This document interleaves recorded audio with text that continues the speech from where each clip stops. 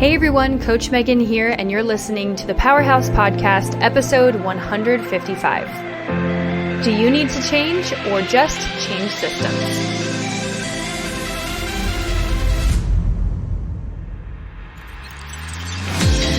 Welcome to the Powerhouse Podcast, hosted by sisters, former Miss Nebraskas, and a Miss Nebraska USA, and expert coaches Allie Swanson Mancuso and Megan Swanson Rhodes. Every Tuesday, we bring you a life-changing, challenging, and activating episode to help high-achieving women win their pageants, massively transform their mindsets, and dominate all aspects of life, including elements both inside and what most consider traditionally as areas outside of pageantry. Allie and Megan coach high-achieving women in all 50 states and beyond, and live to see women conquer their dreams. If you're not already part of our Powerhouse Club, join the fastest growing group of winning pageant queens on the planet, linked in the show notes every single week. Now, let's get on to this week's episode. Well, hello everyone. This is Coach Megan, and welcome to this episode of the podcast. If you guys are watching the live version of the podcast, I'm going to take 2 seconds to change my name, which is exciting. I actually signed my name for the first time the other day, and it was super funny because I was like, literally, how do I draw an R? I have no idea how to write the name Rhodes. You know, you don't think about it. You've literally said this, like written the exact same thing, if you're me, for almost 30 years. And now I went to write that for the first time the other day, and I was like, oh, this is different. So kind of a fun new thing. But today on this episode, we are going to be talking about something that I think everybody in their title holder journey wonders. I know I've certainly wondered this, and my time of wondering was between the 6 years that I took off between Miss America and Miss USA. I partially thought I would compete for Miss USA, but I think that in at least the America 1.0 system, there's a little bit of a stigma that used to be that Miss USA was an organization that was more shallow. It was only looks based. And my goodness, am I glad that I know that that is not the case anymore. And also a fun little anecdote. We had a client place top 15 at her pageant this weekend that was a brand new, let me make sure I'm going to say the name of it right. A brand new, relatively new pageant. And I was just so incredibly impressed by how well it was ran.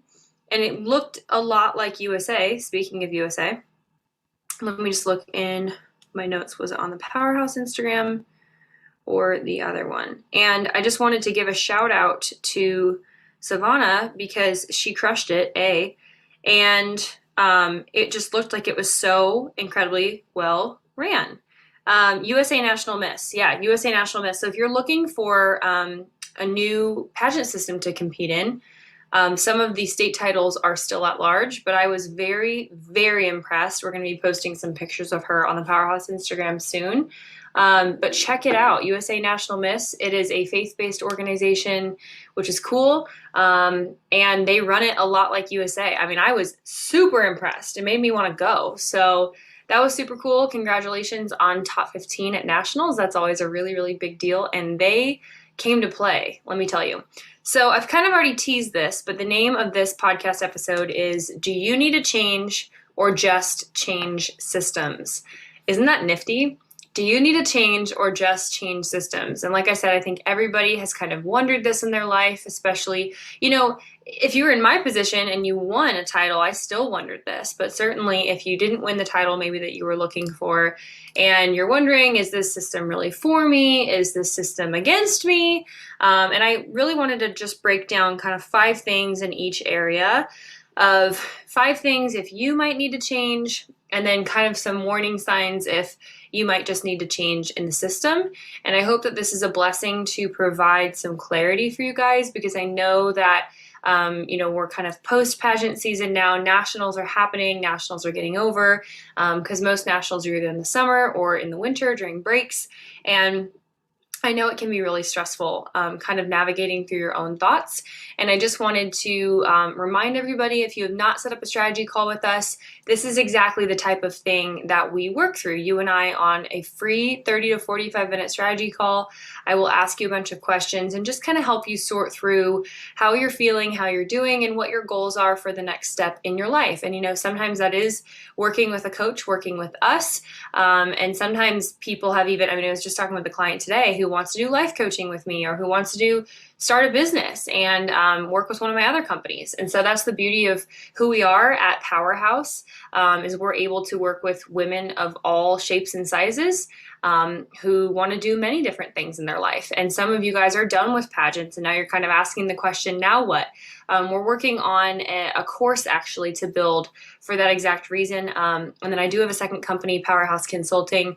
If you guys are looking to start a business, specifically in the consulting niche. So let's say you've danced for 25 years of your life and you're like, oh my gosh, do I just want to teach at a studio the rest of my life? Does that make me happy? Or how does Coach Megan do that? How does Coach Allie do that? How do people do that in general? How do people take what's in their brain, what's in their body, and they're able to turn that into a business? Or maybe you've thought, my family's never ran a business. Well, join the club. No one in my family has officially started a business, although my mom is incredibly entrepreneurial herself, and I was the first person to do it. And so glean on somebody else's information and what's in their brain.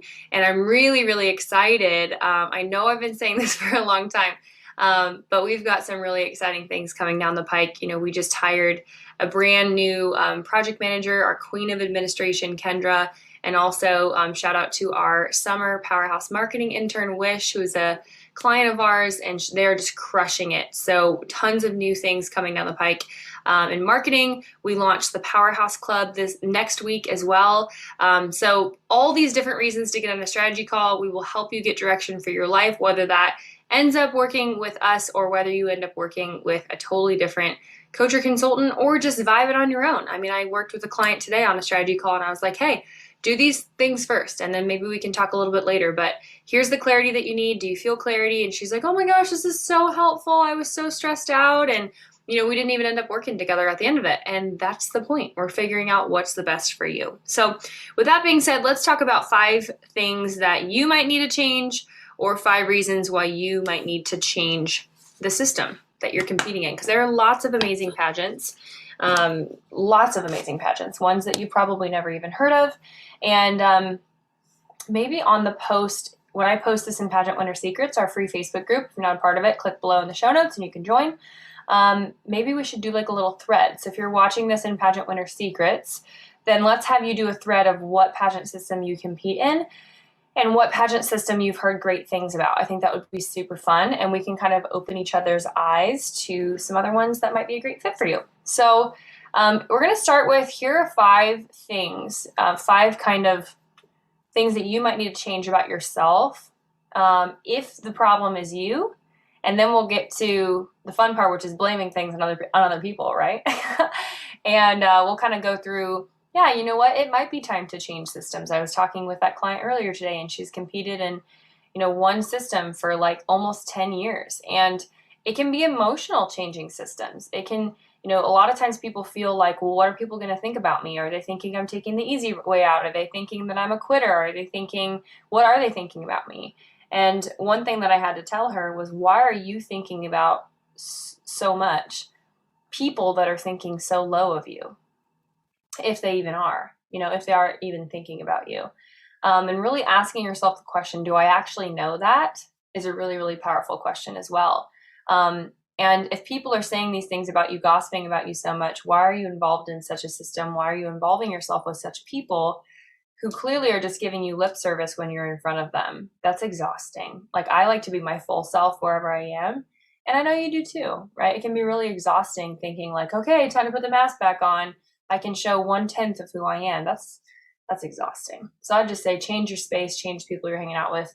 There are people that are ready to love on you. Just change the room. They could be next door. You never know. Okay. So here are the 5 things that might be a reason why you should keep in the same type of competition, So still do USA, still do Earth, still do America, still do volunteer. And this is actually, it just might be a you problem. Some opportunities for growth. These are not shackles holding you down. They're just opportunities for growth, and we all have them, which is great. So number one, the biggest thing that I see when you might need to make a change is if you're particularly nervous or scared or resistant to one or two or more phases of competition. Oftentimes for people, this is talent and swimsuit. That is two people's biggest fears, I would say. Now, obviously people come to us for interview, on-stage question, mindset, branding, who am I, that kind of stuff all day, every day. But I would say that, like I was telling this client earlier today on a strategy call, I was like, make a list of what are the areas of competition, whether you stay or whether you switch into a new competition, that you're the most terrified of if you had to compete tomorrow. And one of the ways that I think people fail, and then they blame it on, well, this system isn't for me, this system doesn't like me, they don't like people of my kind or who look like me or whatever, which again, we're going to go over that. Sometimes it's valid and you need to make a little change.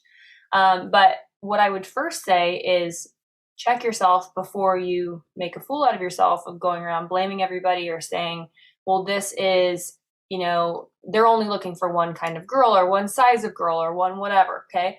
Before you do that, keep those words in your mouth for like just a little quick sec and make sure, can you say with 100% confidence that you have totally 100% worked as hard as everybody else has and presented the best level of presentable package in your communication skills, your leadership skills, your social media, your fashion that you show up with, your hair and makeup, your swimsuit walk, your evening gown walk? Are you the best in every single one of those areas? And is it irrefutable that if 10 of us watched a video of you competing in that area of competition, would we all say that you're the best? And if you can't say that with 100% certainty, you need to check yourself and probably just work harder, to be completely honest. And, yes, it's frustrating. Some people are born with natural talent. Some people are born with a natural presentable talent. You might have to work harder if you're doing a monologue. You might have to get more creative, but the playing field starts the same. Okay. And I think that this is me putting my coach hat on. We have to be honest about where we're at next to other people. And one of the best ways to kill comparison is to know that you're the best. I'm going to say that again. One of the best and easiest ways to kill comparison is just to know that you're the best, to know that you've outworked every single other person, to know that you've put in more hours than every other person, to know that your presentation of what you're doing is authentic and it's good. And what's cool about that is when you are comfortable in who you are and you don't need to be a meanie butt to show everyone how amazing you are, you just show up and you let what is be. It creates this curiosity. It creates eyes on you. It creates this magnetism because you've done the work. Okay. And you're carrying this confident, relaxed leadership presence that is irresistible. And if you can't tell me with 1000% confidence, and again, if we had 10 people watch this video of you doing your thing and they all could say she's the best, you still got work to do, which is a good thing because it means that the world's not stacked against you and you're actually more in control of your results than you thought that you were, which is a good thing. So let's move on to number 2. This is a cousin of number 1, but number 1 is definitely the biggest thing. So number 2 is if you're easily offended when talking about this part of competition. So if your defensive walls come up in 2 seconds, and we've all been here with your talent, and you won't let anybody coach you, or you get mad when your mom tells you to practice, or you get mad when your mom tells you to go to the gym, or you get mad when your mom asks you to do interview questions in the car. There's a reason behind that. And usually that reason is insecurity. Usually that reason is it makes you feel like a failure. It makes you feel inadequate. And you're used to being the best everywhere. Well, guess what? That's a good indication that you might need to expand your comfort zone a little bit, humble yourself about 5 notches. And yes, there are extraneous things like if your mom's, badgering you about this and didn't ask in the nicest way, right? Or you've already worked for 3 hours and they're asking you to work for 4 hours. I get it, right? We're talking normalcy. We're not talking extremes here. But if those things are not happening in the world of extremes, then check your heart and go to God about this, meditate about this, pray about this, and say, hey, God, like, why does this bother me? And there's usually some truth behind that. So with that, let's move on to number 3. This is also kind of similar in the same realm, if you're seeing a theme here. If you are confusing, this is going to make me laugh. My sister and I talk about this all the time. Some people confuse what is unique, which is a good thing, with the word different. They're like, oh, I'm unique. I'm like, no, you are, because everyone's unique. But you are different. And in this case, different may not be playing to your favor. At the end of the day, I always say, bring a volleyball to a volleyball match. Bring a basketball to the basketball court. Bring a soccer ball to the soccer field, okay? It's super important to know what game you're playing and then learn how to play it to the best of your ability. And sometimes when people try and be different for the sake of being different, and then they call it authentic or they call it unique, really what they are is they're not ready. They think they can walk into a pageant and win it because of how unique they are. And we've all seen it. I don't need to give a million examples.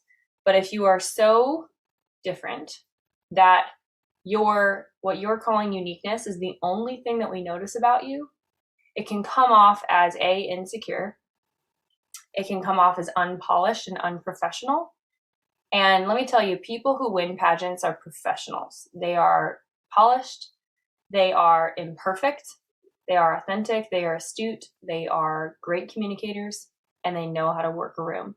And sometimes what I've seen for people in this category is they wrap their entire identity around what makes them different. And it's not in a good way. It's in a polarizing way, in a way that detracts magnetism rather than attracts magnetism. So just keep that in mind. We work with our clients every day to literally put exact adjectives and language to their branding in terms of how exactly they are unique and different. So 100%, like, it's super important. But what we don't do is we only highlight those things in terms of that's the only thing about you that matters. Like, my brown hair makes me unique, but it's not like part of my identity, I guess. You know what I mean? Like, I wear straight hair with a middle part because I love to be edgy, because I am edgy. I'm bold as a person. I'm an Enneagram 8, right? But I don't like talk about my brown, black hair all the time, all the day, every day, as if it's like my only qualifier, It leads you into something deeper. But I also have found a way to make myself presentable in pageants in an aesthetic way, because you ultimately have a couple minutes to change someone's mind about you. And a lot of times in interview, they're like, I'm going to, do all this stuff, be the change, da, da, da, da. I'm like, honey, that is amazing. And if you want that to be the hill you die on, amazing. Love that for you. But like, you probably have 2 minutes to talk to this person who's coming in with all their preconceived notions, all their thoughts, beliefs, values. And they just like want to talk to a person that they like, that can impress them. And that can be a million things, which is awesome. But I'm just telling you, tell me how that goes. And if it works for you, then I will call myself wrong, which is great, but probably not going to happen. Okay, next. Number 4, if you think that you can work less and get the same results as somebody who works harder because of your natural ability, that's the other end of things.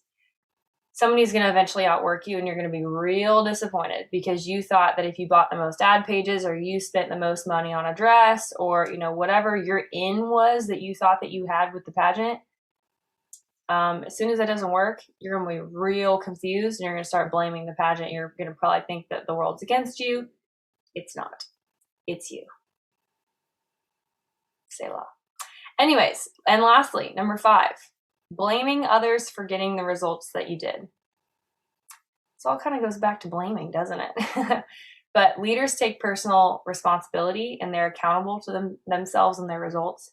Of course, there are, unfortunately, every single year, as a coach, I see things that are inexplicable every once in a while, where it's just a head scratcher, and it takes everything in me not to turn in an executive board or send a strongly worded email, because I'm like, these are my girls. Like, this is happening to real people who have put so much time, talent, and treasure into this dream of theirs. And you're running it poorly in a way that affects more people than just you. And that's really tough. And so I get that we want to blame other people for our results sometimes. And don't get me wrong, we need to process our emotions. And sometimes crap hits the fan and it sucks. And we need to make sure that we're processing those things. But if it's not the system, then we also need to be true to ourselves to make sure that we're going back over the game tape and we're truly seeing back to number one, where am I metrically next to every single person in terms of my actual performance? Let's not make stories up. And another really key thing too is, again, like I said in the beginning, do I actually know that? Do I know these assumptions that I'm making?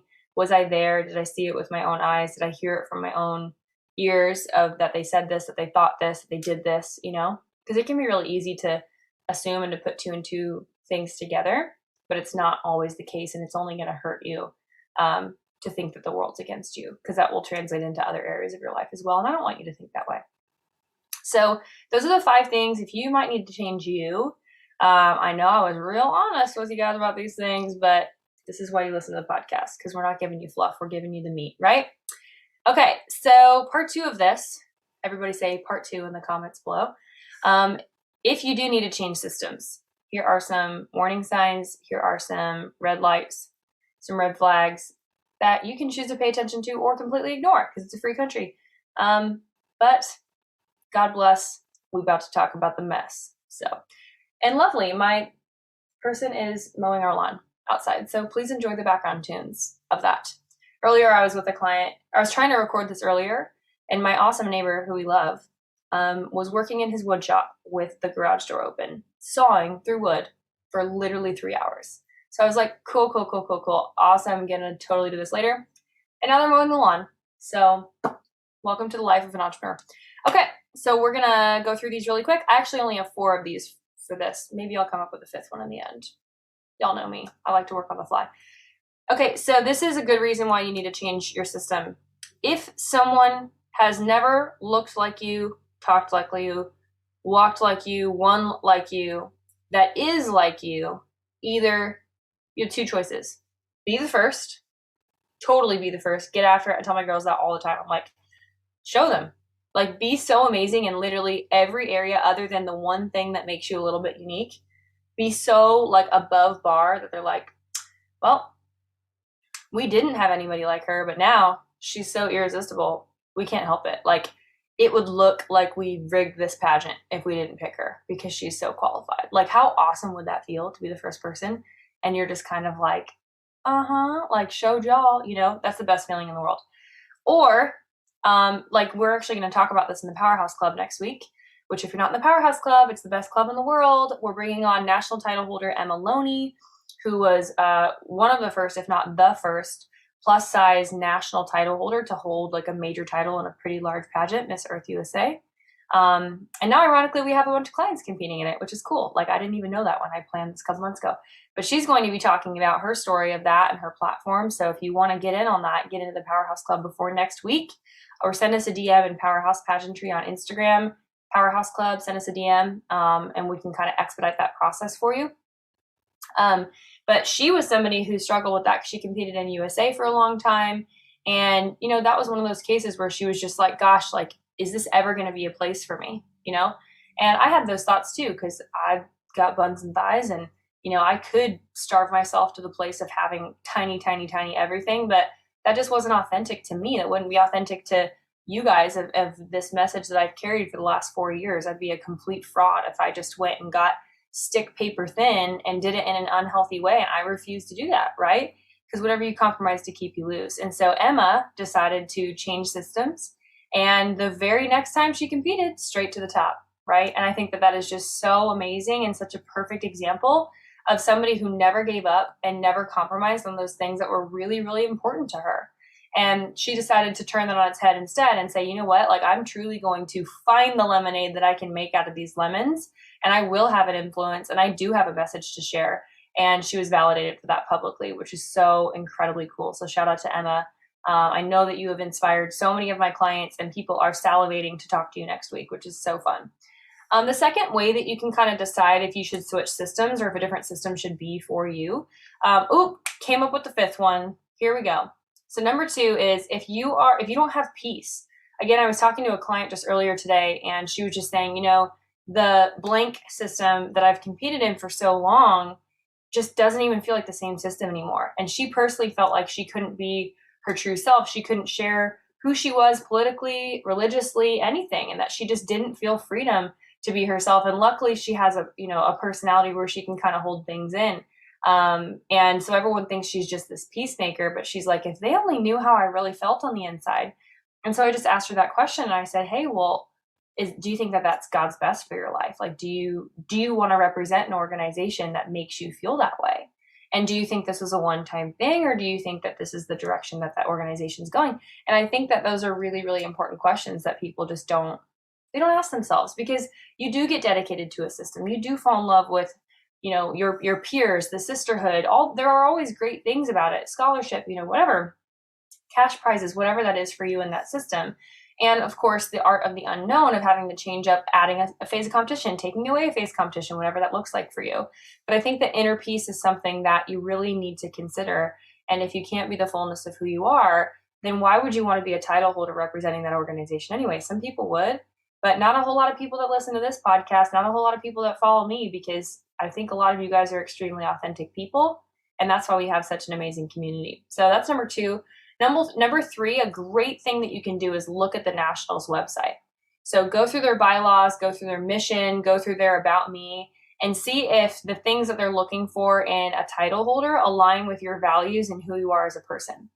And if you feel like they do align, then maybe take a step forward, right? I think a lot of times people have been competing in the same organization for so long, they haven't even dared to go look at another website because they either see it as inferior because they've been brainwashed that way from local title holder executive directors or whatever who are so bad at marketing. Can we just be honest here? Are so bad at marketing that they want to keep the same 5 girls competing in that organization for as long as they possibly can. So they badmouth every other organization because they won't point out their own inadequacy. Like we talked about in the first part of this podcast, they can't call out the fact that they're a bad leader and that they don't know how to win friends, influence people, and gather other people to their pageant. So they'd rather just badmouth every other pageant to keep the cyclical effect of the 5 girls who have been competing since they were a teen, and they're really not actually helping anybody. So that's my TED Talk on that. So look at other websites. You might be surprised. You might find something that you totally fall in love with, and then maybe you go back to that original, organization you were competing in. Maybe you take a break and compete in some fun pageants from like 18 to 21, and then you come back for the big guns. That could work in your favor massively anyway. Then we have number 4, kind of along the lines of that. Feel free to talk to as many directors as possible. Like, people sometimes are so intimidated to just like email other directors as if the whole world talks to each other in pageantry. And it's really not as much of a cesspool as people think it is, especially across like different organizations. Like, I feel like USA people don't really talk to America. National Miss Sweetheart, USA National Miss, IJM, they don't really talk to each other that much. So, and the world's a big place. So feel free to reach out to directors and ask them those questions and just say, hey, what can I expect for these types of onstage questions? What is kind of the fashion sense here? What are some of your values of what you're looking for in a title holder? I think if people would just do more of that, not only would you be more equipped to compete in the competition, but it doesn't hurt when a director sees your initiative and like totally falls in love with you because they see that you're a leader from the first moment that they've ever interacted with you. So y'all should do that. Definitely tell me how it goes, because I did that before all of my pageants and definitely worked in my favor. And then the last thing, I kind of already mentioned this, but number 5 is to ask questions. I think people don't, because you might have one negative experience with, again, a not so great leader or somebody that was just, unfortunately, a lot of local title holders are just scatterbrained. Like, you can't get an email back, or it's this, it's just the local pageant email. So they don't check it like their regular email every day. And then they're losing out on leads because they take 4 weeks to respond to an email. So try their Instagram, try, if you can find a phone number, try the website. And then once you do, just ask questions. And if somebody gets super offended by you asking a single question, again, you probably don't want to compete in their pageant in the first place. You can really vibe check a lot of people and a lot of things by the way that they communicate with you. And so I would highly recommend doing those 5 things. And then if you get a yucky vibe, I always call it a scratchy heart. If you don't have inner peace on any of these throughout any step of the way, it's okay to make changes in your life. And yes, they will have consequences, but there are also, consequences aren't always bad. Consequences can be a really, really great thing too, that add beautiful blessing into your life because you chose to make the hard decision, which was ultimately the right decision. So that's all that I have for you guys today. Join the Powerhouse Club, hop on a strategy call, or join our free group, Pageant Winner Secrets, if you guys haven't already. I can't wait to hop on the phone with a bunch of you guys and meet you very, very soon. We have been back-to-back with strategy calls, which is crazy because this is normally pageantry's slowest month, but I know you guys are high achievers and you want to get in on all the great things that are happening as early adopters. So all those links are below in the show notes, and I will see you guys in the next training. Bye. Hey guys, Coach Megan here, and thank you so much for listening to this episode of the Powerhouse Podcast. We're so honored to have you wherever you are, near or far away from the great metropolis of Omaha, Nebraska, where we are from.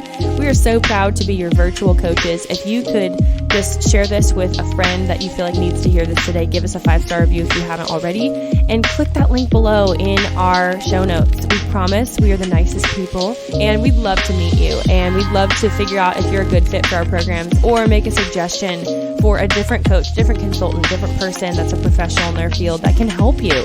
We're not territorial about needing to coach every person in the world. We just want you to find your right fit so that you can make your dreams come true and unlock the winner within you. Anyways, just wanted to encourage you guys in that today. Again, leave us a review, DM us on Instagram at any of our handles, and with that, we'll see you guys next week.